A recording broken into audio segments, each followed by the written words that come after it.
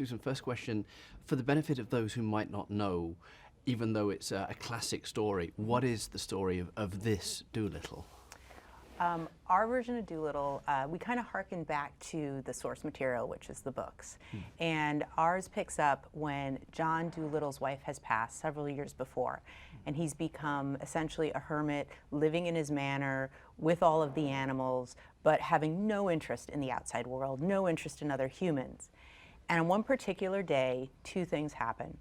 A young boy accidentally injures a squirrel hunting with his family, which he feels awful about. And he's heard of the elusive, Dr. Doolittle, and he decides to come and see if he can help him with the squirrel. At the same time, the queen has fallen gravely ill and has sent a young girl to fetch Doolittle because it's the only person she trusts who can come and help her and figure out what's going on. And both those kids descend on Doolittle that day, and the animals are kind of excited by this intrusion and the idea that they might get to get him out of the house and back dealing with people again. So they sort of push him into accepting the request to go see the queen, which he does. He sort of figures out what needs to be done to help her, and that's what sets off this adventure with Doolittle and the animals. And the young boy stows away initially, and he ends up joining. And it is really the kind of Doolittle coming back to the world again, and this very unconventional family coming together. You as Team Downey have been quite choosy about the projects you do, especially independently. So with Doolittle, was there something in particular that appealed to you? I know the two of you have a lot of animals at home anyway, but was there something about this that really sort of sprang out to you? Yeah, we do. We have sort of a ridiculous menagerie of animals at the house. We are animal lovers, and I think the idea of being able to talk to animals is a wonderful fantasy. The opportunity was, there were a few things. I think from the standpoint of being able to do a family film, we hadn't done that before. Even the Marvel films our 7-year-old couldn't see. And so this is the first time we set out to do something that a whole family can look at and go see and enjoy together. The themes of the movie were really, I think, messages that we need today. Very uplifting. It's about communication. It's about finding and embracing a family. And I think in general, it's just all about how if we just listen to each other, the world can be a better place. And then there was a sort of degree of technical difficulty in sort of laying this animated movie over which is essentially, even though they're photorealistic, they're animation over live action. And even with all of the visual effects we've done in Sherlock and all that, it was never to this degree. So it was, for us to take on a project, it has to tick a few different boxes. Obviously, there are a lot of animals in the movie, but in the books, there are still others who sort of populate Doolittle's world. Was there anybody that you couldn't get in that maybe you hoped they get in? I know he has a pig for a friend as well in the books. Was there anyone you couldn't quite squeeze in that maybe you might think about if there's a chance?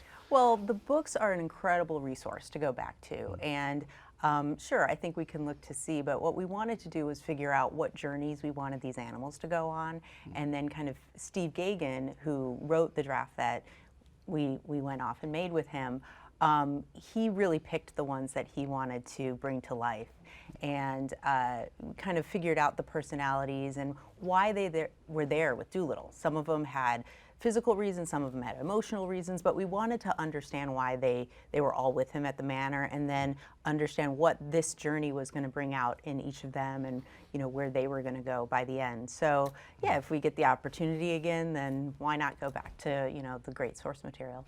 For you, there are these great animal personalities, these little character stories that fold into it. Is there a personal favorite for you? Is there one animal that you can sort of pick out that you really enjoyed?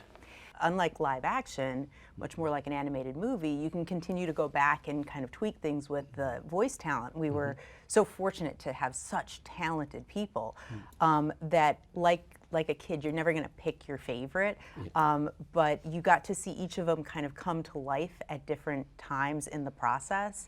And I will say at the end, it was just delightful to see them all and to see it really working, and each of them finding their moment. When we started and we were looking at these animals, our goal was to have each one of them have some sort of either arc or win, some moment where you were like, you go, you know, and I think that we accomplished that.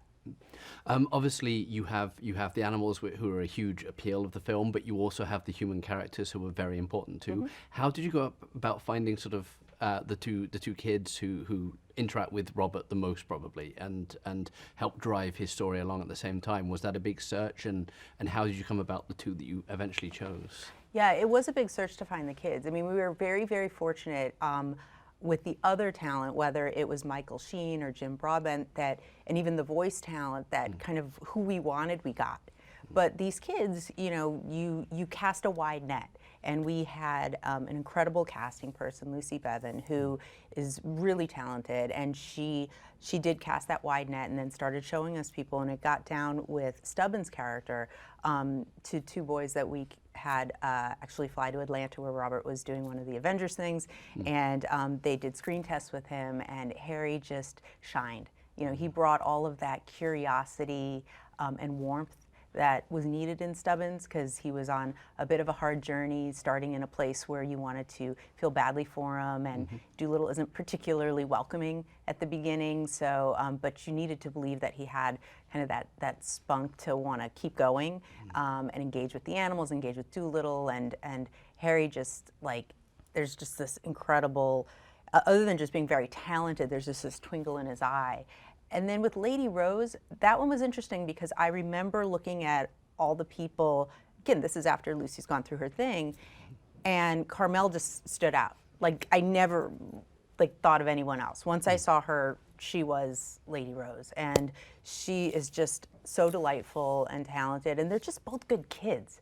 You know, it's like you always get warned about working with kids and all that, and you never know what you're going to get, or what you're going to get with the parents or whatever, or the tutor or whoever's going to maybe cause some problems. But we were so fortunate, and they were just so happy to be part of it, and just sponges to everything going on around. It was really nice.